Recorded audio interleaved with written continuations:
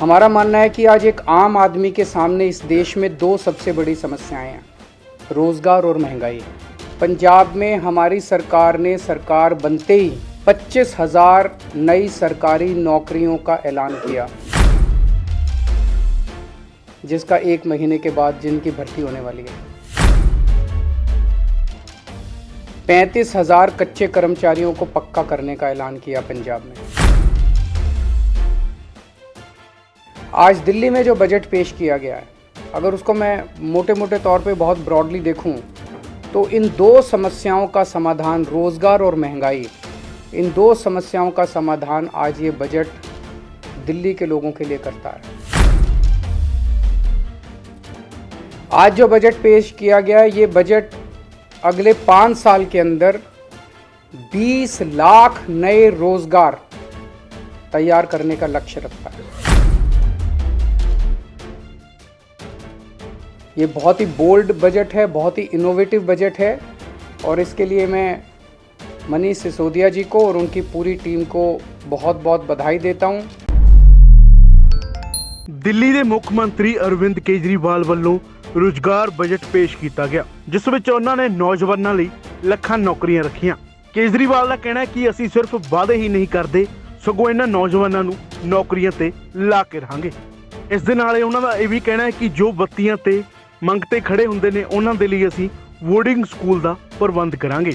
इस दे नाल अरविंद केजरीवाल का कहना है कि जो पंजाब दे विच 25,000 नौकरियां दा ऐलान किया गया है, 30 दिनों के अंदर अंदर उन्हां नौजवानों नूं भी रोजगार दिता जाएगा। इस तो अलावा अरविंद केजरीवाल का होर की कहना है, आओ तुहानूं ये भी सुनाउने। सबको नमस्कार। 2014-15 में जब हमने पहला बजट पेश किया था, वो लगभग 31,000 करोड़ रुपए का बजट था। आज जो बजट पेश किया गया 7 साल के बाद, ये लगभग 76,000 करोड़ का बजट है। 7 साल में ये बजट 2.5 गुना हो गया। ये किसी आज हमारे देश में अगर हम सारी राज्य सरकारें देखें, केंद्र सरकार देखें, ये किसी चमत्कार से कम नहीं है। इतने बड़े स्केल के ऊपर इतना भारी बजट के अंदर इम्प्रूवमेंट कोई चमत्कार से कम नहीं है। ये केवल और केवल एक ही कारण से हुआ, क्योंकि हमारी पार्टी एक कट्टर ईमानदार पार्टी है। हमारी सरकार कट्टर ईमानदार सरकार है और उस ईमानदारी का नतीजा है कि बजट ने इस किस्म से छलांग ली है। हमने 7 साल के अंदर अननेसेसरी एक्सपेंडिचर को ख़त्म किया, भ्रष्टाचार को ख़त्म किया, रेवेन्यू के अंदर जो लीकेजेस थी, एक्सपेंडिचर में जो लीकेजेस थी, वो सब ख़त्म की और उसका नतीजा है कि आज दिल्ली के लोगों को इतने बड़े बजट का फ़ायदा मिलने वाला है। हमारा मानना है कि आज एक आम आदमी के सामने इस देश में दो सबसे बड़ी समस्याएं हैं, रोज़गार और महंगाई। और इसको लेके अभी जैसे पंजाब में हमारी सरकार है, पंजाब में हमारी सरकार ने सरकार बनते ही 25,000 नई सरकारी नौकरियों का ऐलान किया, जिसका 1 महीने के बाद जिनकी भर्ती होने वाली है। 35,000 कच्चे कर्मचारियों को पक्का करने का ऐलान किया पंजाब में।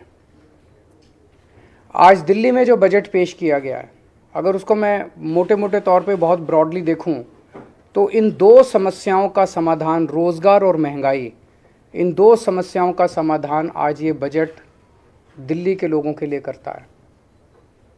इतने बड़े स्केल के ऊपर, इतने क्रिएटिव और इनोवेटिव तरीके के साथ मुझे नहीं लगता, रोज़गार पैदा करने के लिए मुझे नहीं लगता आज तक कभी भी किसी भी सरकार ने प्रयास किया है जो आज इस बजट के ज़रिए किया गया है। पिछले 7 साल में दिल्ली सरकार ने लगभग 12 लाख रोज़गार दिल्ली के युवाओं के लिए तैयार किए। इनमें 1,78,000 रोज़गार सरकारी सेक्टर में थे और लगभग 10 लाख रोज़गार प्राइवेट सेक्टर में थे।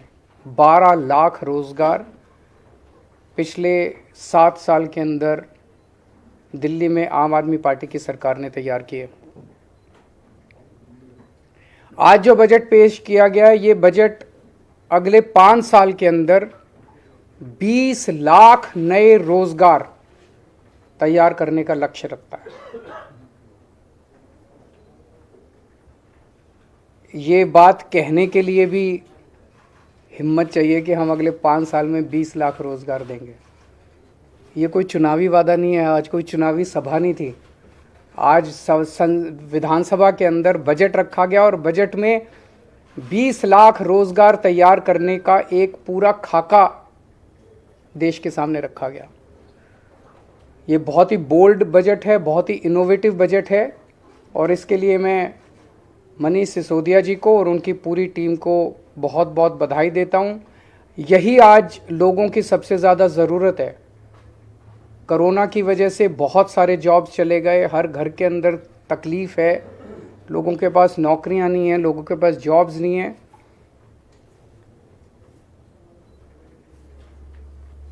तो 20 लाख जॉब्स का ये जो बजट है, इसमें बताया गया कि दिल्ली में 1,68,00,000 लोग ऐसे हैं जो कि जॉब्स लेने के लिए सक्षम है। आबादी 1,68,00,000 नहीं है, आबादी तो 2 करोड़ के ऊपर है, उसमें बच्चे हैं। ये 1,68,00,000 लोग टोटल हैं who are fit to take up jobs. उन 1,68,00,000 लोगों में से केवल 1/3 लोग ऐसे हैं जिनके पास आज जॉब्स हैं दिल्ली के अंदर, बाकियों के पास जॉब्स नहीं है। तो ये 33% की जो संख्या है, इसे हमें बढ़ा के 45% तक 5 साल में ले जाना है। इसे 12% हमें इंक्रीज़ करना है। 12% इंक्रीज़ करने का मतलब है कि आज 56 लाख लोगों के पास जॉब्स हैं, इसे 76 लाख तक ले जाना है। तो 20 लाख नए जॉब्स हम लोगों को क्रिएट करने हैं। और ये कोई एम्प्टी प्रॉमिस नहीं है, खोखला वादा नहीं है।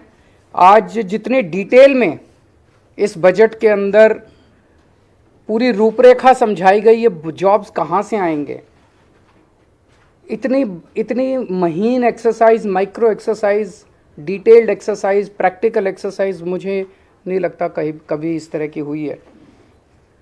जो सेक्टर्स आइडेंटिफाई किए गए रिटेल सेक्टर में, इन सेक्टर्स के अंदर जॉब्स क्रिएट किए जाएंगे। Retail sector, food and beverage sector, logistics and supply chain, travel and tourism, entertainment, construction, real estate, green energy. तो ये 8 सेक्टर्स हैं, 8 क्षेत्र हैं जहाँ पे नए जॉब्स क्रिएट किए जाएंगे। और हर एक की बहुत डिटेल्ड प्लानिंग की गई है, हर एक की बहुत डिटेल्ड स्कीम्स बनाई गई हैं। दिल्ली की 5 मार्केट्स आइडेंटिफाई की गई हैं जो कि दिल्ली की फेमस मार्केट्स हैं, ट्रेडिशनल मार्केट्स हैं। इन मार्केट्स को पूरा रिवैम्प किया जाएगा, उनको रिनोवेट किया जाएगा और वहाँ पे उम्मीद है कि पूरे रिवैम्प और इनोवेशन के बाद उन मार्केट्स के अंदर बड़े स्तर के ऊपर बिजनेस बढ़ेगा। दिल्ली शॉपिंग फेस्टिवल लगाया जाएगा। दिल्ली शॉपिंग फेस्टिवल से उम्मीद है कि पूरे देश से और दुनिया भर से बहुत सारे टूरिस्ट्स दिल्ली आएंगे, जिससे दिल्ली की इकनॉमी बढ़ेगी। और हर साल दिल्ली शॉपिंग फेस्टिवल होगा, लंबा फेस्टिवल होगा, जिससे दिल्ली की इकनॉमी बढ़ेगी और दिल्ली में बड़े स्तर के ऊपर जॉब्स क्रिएट होंगे। होलसेल, दिल्ली जो है हमेशा से देश का एक तरह से होलसेल मार्केट रहा है, पर किन्हीं कारणवश उसकी वो जो होलसेल का जो नेचर था, उसका जो कैरेक्टर था, वो ख़त्म हो गया। इसको वापस रिवाइव किया जाएगा, दिल्ली को वापस होलसेल मार्केट बनाया जाएगा और अलग से दिल्ली होलसेल शॉपिंग फेस्टिवल किया जाएगा। दिल्ली बाज़ार पोर्टल बना रहे हैं हम लोग। मैंने पिछली साल ऐलान किया था दिल्ली बाज़ार पोर्टल, जिसमें दिल्ली के सारी दुकानें, दिल्ली के सारे मार्केट्स एक पोर्टल पे लाए जाएंगे। तो दिल्ली के अंदर कुछ भी माल बिकता है, छोटी दुकान पे, बड़ी दुकान पे, कहीं भी कोई भी माल बिकता है, वो आपके पड़ोस में रहने वाला, किसी कॉलोनी में रहने वाला आदमी भी खरीद सकता है और 24 घंटे खरीद सकता है। ऐसा नहीं कि सूरज छिपने के बाद फिर दुकान बंद हो जाएगी, कभी भी खरीद सकता है, रात को 12 बजे 1 बजे भी खरीद। अमेरिका में रहने वाला कोई आदमी भी खरीद सकता है। लंदन में रहने वाला कोई आदमी भी आपके लोकल मार्केट से, खान मार्केट से, चांदनी चौक से या आपके लोकल शॉपिंग कॉम्प्लेक्स से कोई भी माल खरीद सकता है। इससे हमें उम्मीद है कि दिल्ली की अर्थव्यवस्था को एक बड़ा जंप मिलेगा और दिल्ली के माल जो है वो पूरी दुनिया के अंदर बिकने चालू होंगे। गांधीनगर को ग्रैंड गारमेंट हब के रूप में डेवलप किया जाएगा। गांधीनगर का कपड़े का व्यापार जो है बहुत बड़ा है और इसको अगर हम अच्छे तरीके से, इसको सिस्टमैटिक तरीके से अगर रिवैम्प करके पूरे मार्केट को डेवलप किया जाए तो इसमें बहुत बड़ी अपॉर्चुनिटीज़ हैं। दिल्ली की जो नई स्टार्टअप पॉलिसी है वो बहुत बड़ी अपॉर्चुनिटीज़ खोलती है। दिल्ली ऑलरेडी देश का स्टार्टअप कैपिटल बन चुका है। दिल्ली के अंदर आज पूरे देश में सबसे ज़्यादा नए स्टार्टअप्स निकल रहे हैं। तो दिल्ली की जो स्टार्टअप पॉलिसी है, हमें उम्मीद है इसके ज़रिए बच्चे जो हैं वो बहुत सारे नए नए बिजनेस शुरू करेंगे और दूसरों को नौकरी देंगे। दिल्ली के जो नॉन कन्फॉर्मिंग इंडस्ट्रियल एरियाज़ हैं उसको सबको डेवलप किया जाएगा। यहाँ पे हमें उम्मीद है कि काफ़ी सारे जॉब्स निकलेंगे। जो फेमस फूड हब्स हैं उनको डेवलप किया जाएगा, उनको मार्केट किया जाएगा और फूड ट्रक पॉलिसी, जो खाने वाले ट्रक्स होते हैं, इसकी एक पॉलिसी बनाई जाएगी ताकि बड़े स्तर के ऊपर इनको प्रमोट किया जा सके। ये सारे वो चीज़ें हैं जो एक आम आदमी कर सकता है। हम कोई ऐसी चीज़ें नहीं कर रहे जिसके अंदर बहुत बड़ी कैपिटल की ज़रूरत है। जो एक आम आदमी, छोटा आदमी थोड़ी से कैपिटल से, छोटी कैपिटल से अपना बिजनेस शुरू कर सकता है। ये सारी चीज़ें, क्लाउड किचन क्लस्टर्स की स्थापना की जाएगी, इलेक्ट्रॉनिक सिटी बनाई जाएगी, e vehicle, solar energy, urban farming, इसके ज़रिए ऑलरेडी दिल्ली ईवी कैपिटल बन चुका है देश का। दिल्ली फिल्म पॉलिसी जो बनाई गई है, हमें उम्मीद है इसके ज़रिए बहुत सारे जॉब्स क्रिएट होंगे। रोज़गार बाज़ार पोर्टल जो हमने बनाया, रोज़गार पोर्टल जो बनाया था हमने पिछली साल, जैसे ही हमने शुरू किया उसमें 10 लाख के करीब जॉब्स निकले थे। इसका सेकंड वर्जन बनाया जा रहा है। तो इस तरह से ये जो 20 लाख जॉब्स का एक एक के सामने लिखा है कि ये करने से इतने जॉब्स क्रिएट होंगे, ये करने से इतने जॉब्स क्रिएट होंगे, ये करने से, ये पूरा डिटेल्ड प्लान आज देश के सामने रखा गया। दूसरी सबसे बड़ी समस्या लोगों के सामने है महंगाई की। महंगाई बहुत ज़्यादा बढ़ गई है, एक आम आदमी को अपना घर चलाना मुश्किल हो गया है। इसमें भी बहुत सारी चीज़ें ऐसी हैं जो दिल्ली के लोगों को, केवल और केवल दिल्ली के लोगों को मिल रही है और वो जारी रहेंगे। आज दिल्ली के अंदर सरकारी स्कूल बेहद शानदार हो गए हैं। शिक्षा फ्री है, कोई पैसा देने की ज़रूरत नहीं है, पूरी की पूरी शिक्षा फ्री है। ढेरों लोग अपने बच्चों को प्राइवेट स्कूल से निकाल के सरकारी स्कूलों में भर्ती करा रहे हैं। ढेरों लोग, इस साल 4.25 लाख लोगों ने प्राइवेट स्कूल से निकाल के सरकारी स्कूलों में भर्ती कराए हैं। अगर आपके घर में 2 भी बच्चे हैं पढ़ने वाले और प्राइवेट स्कूल में पढ़ते हैं तो अगर 3-4 हज़ार 5 हज़ार रुपये तो एक बच्चे की फ़ीस आई जाती है। तो 10,000 रुपये पर मंथ एक आम आदमी का इतनी महंगाई के ज़माने में बच गया, स्कूल का ही बच गया। बहुत बड़ी बात है। हेल्थ के क्षेत्र में दिल्ली अकेला पूरे देश के अंदर दिल्ली अकेला राज्य है जहाँ पे हर आदमी, चाहे अमीर हो चाहे गरीब हो, उसका पूरा इलाज मुफ्त है। अगर आपको थोड़ा सा बुखार हुआ, मोहल्ला क्लिनिक जाइए, आपको डॉक्टर दवाई देगा, डॉक्टर भी फ्री, दवाइयाँ भी फ्री, टेस्ट भी फ्री, सब कुछ फ्री। अगर आपको कोई बहुत बड़ी बीमारी हो गई जिसमें 20 लाख, 30 लाख, 40 लाख का खर्चा आता है, आप जीटीबी जाइए, एलएनजेपी जाइए, जीबी पंत जाइए, दिल्ली सरकार के 38 बड़े बड़े हॉस्पिटल है, किसी में भी जाइए, सारा इलाज फ्री है। सारा पैसा दिल्ली सरकार देगी, आपसे पूछा नहीं जाएगा आप अमीर हो कि गरीब हो, बीपीएल के कार्ड की ज़रूरत नहीं है। आप अगर कोई टेस्ट कराना है, एमआरआई कराना है, सीटी स्कैन कराना है, जो भी कराना है, दिल्ली सरकार के हॉस्पिटल्स में फ्री है। हॉस्पिटल में टेस्ट ना हो पाए, आप प्राइवेट में करा लो, सारा रिम्बर्स किया जाता है। इस तरह की हेल्थ सिक्योरिटी जो है, मुझे नहीं लगता देश तो छोड़ो, दुनिया में कहीं इस किस्म की हेल्थ सिक्योरिटी कहीं किसी भी राज्य के सिटीजन्स को दी गई है। ये अब जैसे आज वित्त मंत्री, उप मुख्यमंत्री जी ने कहा कि हेल्थ एक ऐसा सेक्टर है जो लोगों को गरीबी में धकेल देता है। कोई घर में बीमार हो गया, बड़ी बीमारी हो गई, सब कुछ बेचना पड़ जाता है, सब कुछ ख़त्म हो जाता है। वो दिल्ली के लोगों को चिंता करने की ज़रूरत नहीं है। बहुत बड़ी सिक्योरिटी है, शिक्षा की सिक्योरिटी, हेल्थ की सिक्योरिटी। तो लोगों को महंगाई से और चीज़ें जो हमारे कंट्रोल में नहीं है वो तो हम कुछ नहीं कर सकते, लेकिन जो हमारे कंट्रोल में है वो तो हम कर रहे हैं। तीसरी, बिजली।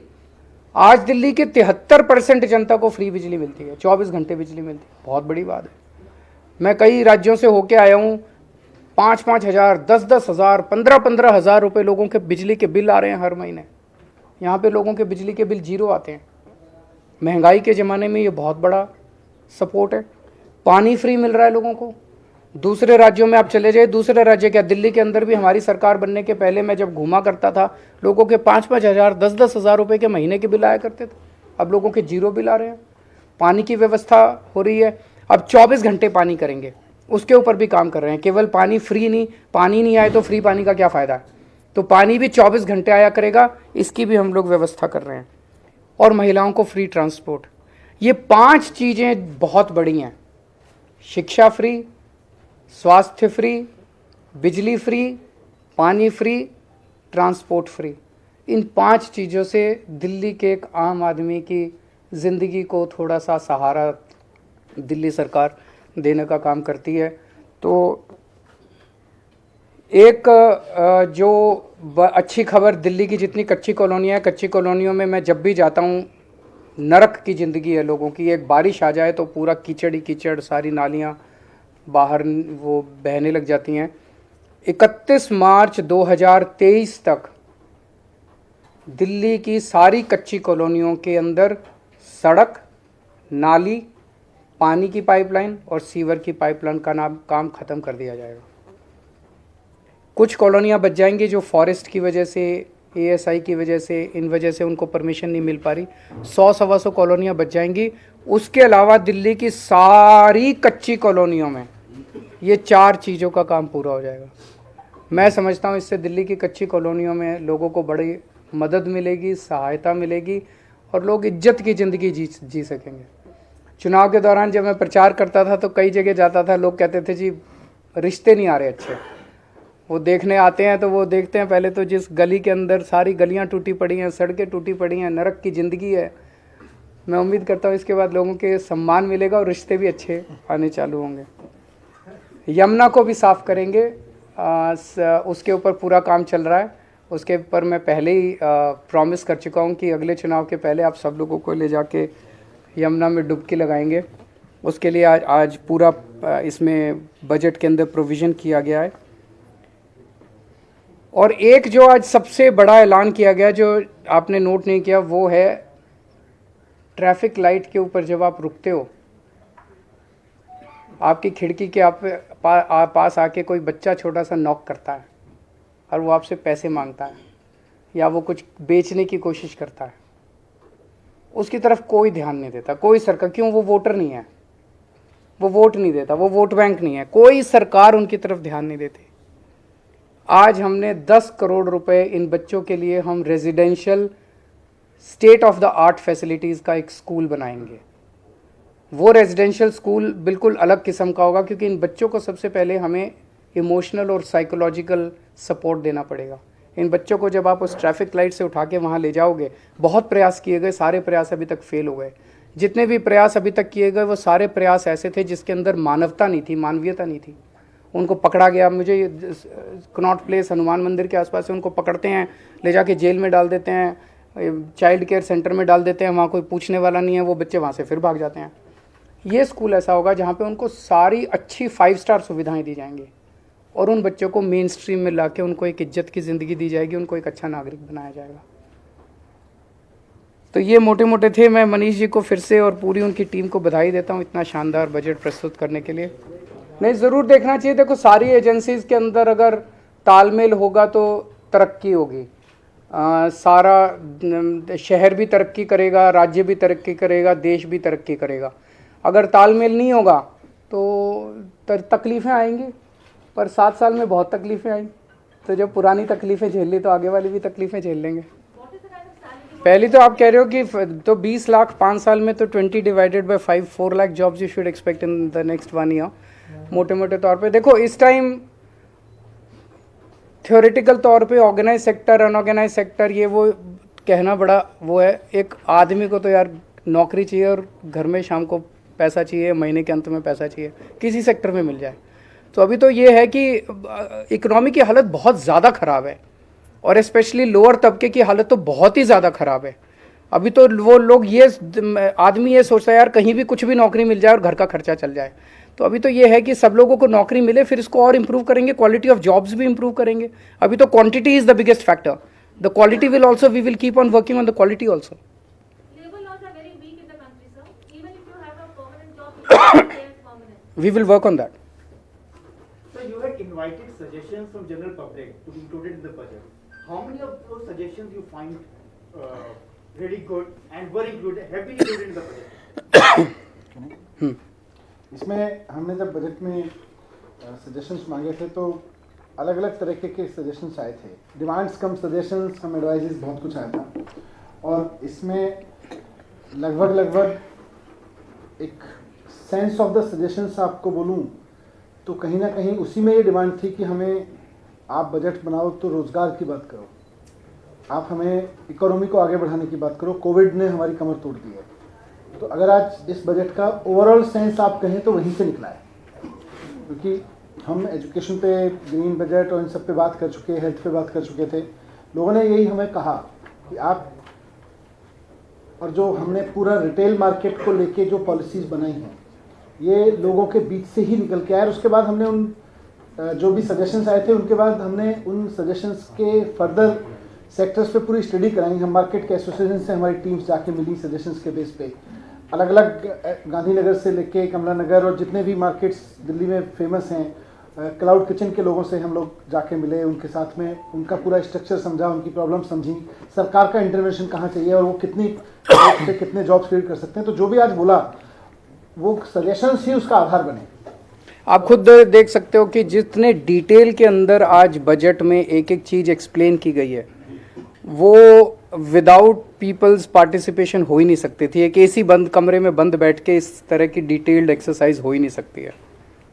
Sir, you had spoken about the new startup policy where you're going to ensure that the entrepreneurs are going to focus on their ideas and you will take care of the rest of the issues. So are you planning to give a single window system in Delhi as well? Is there anything on those lines? yes. अभी एक youth को, जैसे मैंने अपनी speech में भी बोला, patent से लेके और तमाम चीज़ों के लिए बहुत भागना पड़ता है। तो पहली बात तो जैसे सर ने बहुत सारी चीज़ों को डोर स्टेप डिलीवरी पे ला दिया और बहुत सारी चीज़ों को फेसलेस कर दिया है, तो वैसे ही आज स्टार्टअप में जिस चीज़ की एक यूथ को ज़रूरत है उन सबको या तो सिंगल विंडो या मैक्सिमम बहुत सारी चीज़ें डोर स्टेप पे उपलब्ध हैं, उसके लिए फेसलेस हो गई हैं। तो उसी रूप में रखेंगे, किसी को भटकना ना पड़े। और सरकार की जो एक तरह से मैनेजमेंट यूनिट होगी इस स्टार्टअप को करने के लिए, इंक्यूबेशन सेंटर को चलाने की प्रोजेक्ट मैनेजमेंट यूनिट्स होंगी, वो इस जिम्मेदारी को ज़्यादा निभाएंगी। देखो पिछले 20-25 साल में जब से कश्मीरी पंडितों का पलायन हुआ तब से केंद्र में 13 साल बीजेपी की सरकार रही, उसमें पिछले 8 साल से केंद्र में बीजेपी की सरकार है। इस दौरान एक भी परिवार कश्मीरी पंडितों का, एक भी सिंगल परिवार, क्या वो जाके वापस वहां पे रिहैबिलिटेशन हुआ है उसका? क्या उसका पुनर्वास हुआ है वापस कश्मीर में? एक भी परिवार वापस नहीं गया। तो बीजेपी ने क्या किया है? केवल और केवल शुद्ध राजनीति की है इस पूरे मुद्दे के ऊपर, और अब राजनीति करने के बाद वो उनके दर्द के ऊपर और उनकी त्रासदी के ऊपर एक पिक्चर बना के करोड़ों रुपए कमाना चाहते हैं। बता रहे हैं 200 करोड़ से ज्यादा पैसा कमा चुके हैं। किसी कौम के दर्द पे और त्रासदी पे पिक्चर बना के पैसा कमाया जाए, ये तो क्रिमिनल है, ये तो सही नहीं है। देश ये बर्दाश्त नहीं करेगा। तो हमारी तो 2 ही डिमांड है, इस पिक्चर को यूट्यूब पे डालो ताकि सारे देश, सब लोग कश्मीरी पंडितों के दुख को देख सकें, और दूसरा ये जो 200 करोड़ से ज़्यादा जितना भी पैसा आपने कमाया है, ये सारा पैसा कश्मीरी पंडितों के पुनर्वास के लिए खर्च किया जाना चाहिए। और तीसरा कि अब ठोस स्टेप्स उठाए जाएं ताकि कश्मीरी पंडित एक्चुअली अपने अपने घर को लौट सकें। वो तीर्थ यात्रा दोबारा कल से शुरू हो गई है वो, और वो चलेगी। उसमें बजट की कमी नहीं होने देंगे। जब जब ट्रेन जैसे जैसे मिलेगी जितने ज़्यादा से ज़्यादा तीर्थयात्रियों को हम भेज सकेंगे हम भेजेंगे। मैं खुद जब वो लौट के आते हैं उनसे मैं मिलता हूँ, जो खुशी उनके चेहरे पे होती है तीर्थ यात्रा करने के बाद, वो इतनी इन्फेक्शस होती है। आप मिलिए उनसे, बहुत अच्छा लगता है उन लोगों से। तो हम उसमें ज़्यादा से ज़्यादा लोगों को तीर्थ यात्रा कराएंगे। एमसीडी का जो बिल है वो केवल और केवल चुनाव स्थगित करने के लिए लाया गया। मतलब उस पूरे बिल के अंदर मोटे मोटे तौर पे देखें तो दो ही बातें हैं। एक बात तो ये कि 272 से घटा के 250 वार्ड कर दिए। इससे क्या फ़ायदा हुआ भाई? पहले 272 वार्ड थे, अब 250 वार्ड कर दिए। तो कोई लॉजिक नहीं, कुछ नहीं। क्यों किया, किस लिए किया? एक ही कारण है कि 272 से 250 कर दिए तो अब डिलिमिटेशन होगा। अगर सेम रख देते तो डिलिमिटेशन नहीं होता, तो अब डिलिमिटेशन होगा। डिलिमिटेशन होगा तो साल 2 साल के लिए चुनाव गए, तो चुनाव टालने के लिए किया। और दूसरा कि पूरा का पूरा एमसीडी जो है वो अब केंद्र सरकार चलाएगी। ये तो संविधान के ही खिलाफ है। तो एक बार बिल आ जाए, इसको हम भी स्टडी करेंगे, अगर जरूरत हुई तो हम कोर्ट में चैलेंज करेंगे फिर इसको। Thank you. Last question. बसों का हमारा टारगेट इससे कहीं बड़ा है, पर मैंने ये कहा कि आज तक दिल्ली के इतिहास में दिल्ली की सड़कों पर दिल्ली सरकार के 7,000 से ज़्यादा बसें कभी नहीं चली। पहली बार ऐसा हुआ है कि 7,003 उसकी संख्या पहुंच गई और बढ़ रही है, लगातार बढ़ रही है। तो अभी आबादी के हिसाब से तो बहुत सही है, पर इतना बड़ा बेड़ा भी कभी नहीं हुआ। Thank you. ਦਿੱਲੀ ਦੇ ਵਿੱਚ ਆਮ ਆਦਮੀ ਪਾਰਟੀ ਦੀ ਸਰਕਾਰ ਕਾਫੀ ਲੰਮੇ ਸਮੇਂ ਤੋਂ ਚੱਲ ਰਹੀ ਹੈ ਤੇ ਉੱਥੇ ਹੀ ਦਿੱਲੀ ਦੇ ਮੁੱਖ ਮੰਤਰੀ ਅਰਵਿੰਦ ਕੇਜਰੀਵਾਲ ਵਿਸ਼ਵਾਸ ਦਿਵਾਉਂਦੇ ਨੇ ਕਿ ਅਸੀਂ ਦਿੱਲੀ ਦੇ ਲੋਕਾਂ ਨੂੰ ਖੁਸ਼ਹਾਲ ਕਰ ਦਿੱਤਾ ਹੈ ਤੇ ਉੱਥੇ ਹੁਣ ਪੰਜਾਬ ਦੇ ਵਿੱਚ ਪਹਿਲੀ ਵਾਰੀ ਆਮ ਆਦਮੀ ਪਾਰਟੀ ਦੀ ਸਰਕਾਰ ਬਣੀ ਹੈ ਤੇ ਸਰਕਾਰ ਬਣਦੇ ਸਾਰੇ ਹੀ ਆਮ ਆਦਮੀ ਪਾਰਟੀ ਦੇ ਮੁੱਖ ਮੰਤਰੀ ਭਗਵੰਤ ਮਾਨ ਲਗਾਤਾਰ ਨਵੇਂ-ਨਵੇਂ ਐਲਾਨ ਕਰ ਰਹੇ ਨੇ। ਹੁਣ ਦੇਖਣਾ ਇਹ ਹੋਵੇਗਾ ਕਿ ਇਹ ਐਲਾਨ ਆਮ ਜਨਤਾ ਉੱਪਰ ਕਦੋਂ ਲਾਗੂ ਹੁੰਦੇ ਨੇ। Bureau report D5 channel Punjabi. D5 channel Punjabi ਹੁਣੇ ਸਬਸਕ੍ਰਾਈਬ ਕਰੋ, ਬੈਲ ਆਈਕਨ ਤੇ ਕਲਿੱਕ ਕਰੋ। ਕੀ ਹੁੰਦੀ ਹੈ ਜਮਾਬੰਦੀ, ਕਿਵੇਂ ਬਣਦੀ ਹੈ ਵਸੀਅਤ, ਜ਼ਮੀਨ ਜਾਇਦਾਦ ਦੇ ਹਰ ਮਸਲੇ ਤੇ ਕਰਾਂਗੇ ਚਰਚਾ। ਦੇਖਣਾ ਨਾ ਭੁੱਲਣਾ ਸਾਡਾ ਖਾਸ ਪ੍ਰੋਗਰਾਮ naibtehsildar.com ਕਾਨੂੰਨ ਜਾਇਦਾਦ ਦਾ। ਹੋਵੇਗੀ ਕਿਸਾਨਾਂ ਦੀ ਗੱਲ, ਨਵੀਂ ਖੇਤੀ, ਮਸ਼ੀਨਾਂ, ਬੀਜਾਂ ਤੇ ਬਾਗਾਂ ਦੀ ਗੱਲ ਲੈ ਕੇ ਚੱਲਾਂਗੇ ਤੁਹਾਨੂੰ ਰੰਗਲੇ ਪੰਜਾਬ ਦੇ ਖੇਤਾਂ ਵੱਲ। ਜਲਦਾ ਰਿਹਾ ਸਾਡਾ ਖਾਸ programme farming with Amarjeet Warraich, ਸਿਰਫ D5 ਚੈਨਲ ਪੰਜਾਬੀ ਤੇ।